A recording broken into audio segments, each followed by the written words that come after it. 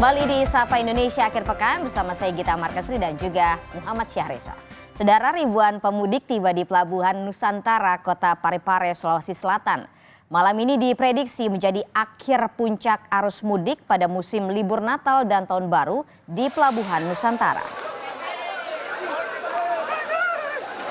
Para porter berlarian menyambut 3.000 pemudik yang baru tiba di Pelabuhan Nusantara, Kota Parepare, Sulawesi Selatan Jumat malam. Para pemudik yang datang dari Malaysia dan Kalimantan ini tiba dengan menumpangi 2 kapal pelni.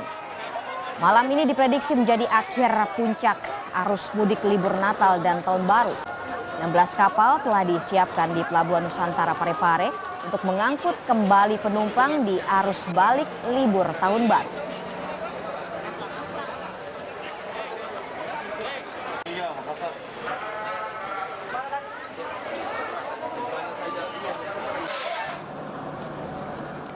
Di Stasiun Pasar Senen, Jakarta Pusat, ramai calon penumpang yang akan melakukan perjalanan keluar kota. KAI Daob 1 mencatat Jumat 29 Desember sebanyak 23.778 penumpang melakukan perjalanan dari Stasiun Pasar Senen dengan okupansi kereta mencapai 99,5%. Puncak arus mudik libur Tahun Baru diprediksi telah terjadi. Namun situasi di Stasiun Pasar Senen masih kondusif.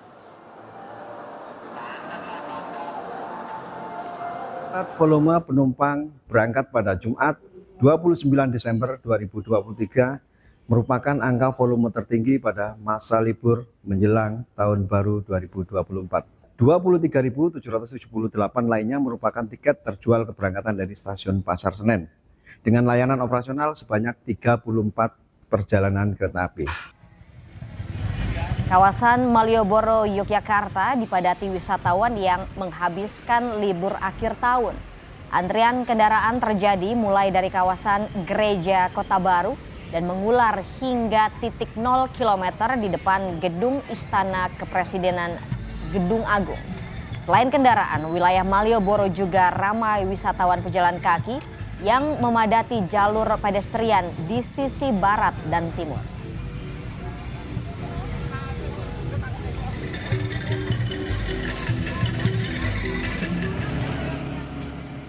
Dan saudara, kita akan pantau suasana libur jelang Tahun Baru 2024. Kita sudah bergabung dengan sejumlah jurnalis Kompas TV. Ada Nanda Aprilia di Stasiun Senen Jakarta Pusat dan Michael Aryawan di Sleman, Yogyakarta. Tapi kita ke Nanda terlebih dahulu yang ada di Stasiun Pasar Senen Jakarta Pusat. Nanda, apakah pagi ini masih terlihat peningkatan penumpang dan tujuan mana saja? Selamat pagi Reza dan juga saudara. Kalau melihat di Stasiun Pasar Senen per pagi hari ini, sebenarnya untuk situasi terlebih dahulu yang saya gambarkan, ini situasinya memang terbilang ramai. Namun kalau informasi yang kami dapat dari petugas yang berjaga di Stasiun Pasar Senen, untuk melihat situasi pada pagi hari ini di Stasiun Pasar Senen ini jauh berbeda, jauh lebih landai dari hari-hari sebelumnya, yakni di masa angkutan Nataru.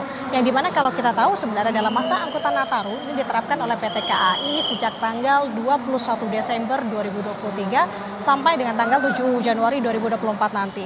Nah, terkait dengan landainya situasi saat ini di Stasiun Pasar Senen atau terbilang masih kondusif, sebenarnya ini selaras dengan data yang kami terima atau kami kantongi dari pihak Humas PT KAI Daob 1 Jakarta, yang dimana untuk pada hari ini tercatat ada sebanyak 38.000 lebih penumpang yang akan diberangkatkan dari stasiun-stasiun yang dikelola oleh PT KAI Daob 1 Jakarta. Yang dimana kalau dari angka ini sebenarnya berbeda dari angka sebelumnya di tanggal 29 Desember 2023 kemarin, yakni tercatat ada sebanyak 42.000 penumpang yang diberangkatkan.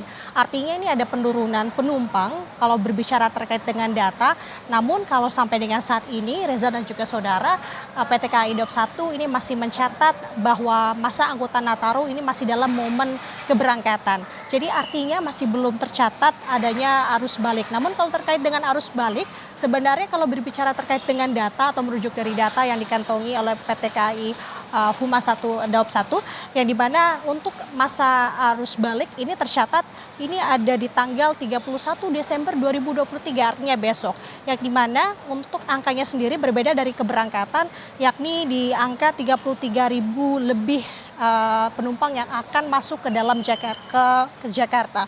Kemudian sampai dengan saat ini total kalau kita bisa mengingat kembali total keseluruhan tiket yang dikerahkan oleh PT KAI Daob 1 Jakarta dalam masa angkutan Nataru ini ada sebanyak 772.000 lebih tiket, di mana dalam masa 21 sampai dengan 31 Desember 2023 ini sudah terjual sebanyak 413.000 tiket yang terjual. Kemudian kalau kita merujuk dari perjalanan kemarin, informasi terbaru yang kami dapat ada sebanyak 16.000 lebih perjalanan dengan 39 perjalanan kereta api itu tercatat dari stasiun Gambir. Kemudian 23.000 lebih perjalanan kereta api atau penumpang dengan layanan operasional 34 perjalanan kereta api itu tercatat dari stasiun Senen. Nah, untuk saat ini hal-hal yang diterapkan oleh PT KAI Daob 1 untuk mengantisipasi adanya lonjakan penumpang atau peningkatan volume dalam masa angkutan Nataru ini ada beberapa hal, Reza dan juga saudara. Salah satunya adalah menerapkan kereta api tambahan. Sampai dengan saat ini ada sebanyak 73 kereta api itu terdiri dari 63 kereta api reguler dan untuk tambahannya ada sebanyak 10 kereta api. Yang dimana 73 kereta api tersebut ini terbagi di stasiun Gambir ini ada sebanyak 39 kereta api. Kemudian untuk di stasiun Pasar Senen ada sebanyak 34 kereta api. Nah, kalau terkait dengan rute favorit Reza dan juga saudara, sampai dengan saat ini ada beberapa kota yang menjadi rute favorit baik itu di wilayah Jawa Tengah, Jawa Timur dan juga Jawa Barat seperti halnya Yogyakarta, Bandung, Semarang, Surabaya, Purwokerto, Cirebon dan juga Tegal. Reza. Baik, terima kasih Nanda Aprilia. Itu dia ya, bahwa masih ada orang-orang yang akan berangkat keluar kota dari stasiun Pasar Senen Jakarta Pusat. Oke, tapi abis dari Senen kita ke Jogja dulu. Ada Oke, Mas gitu. Mika di sana. Dari Senen kita menuju ke kawasan wisata Merapi di Sleman, Yogyakarta. Sudah ada jurnalis Kompas TV di sana, Mikael Aryawan. Selamat pagi, Mikael. Apa saja wisata yang ditawarkan di sana dan bagaimana antusiasme wisatawan?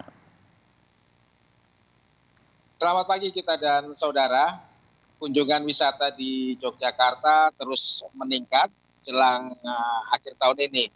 Dan berdasarkan data yang kami dapatkan dari pihak PHRI Daerah Istimewa Yogyakarta disebutkan bahwa okupansi pada malam tahun baru nanti sudah nyaris 100%, artinya di atas 95%.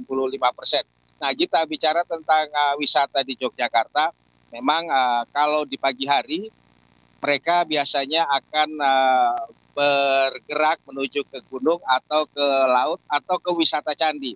Nah, pergerakan wisatawan di Yogyakarta ini memang bisa diprediksi dari wisata-wisata sebelumnya dengan cara yang seperti itu.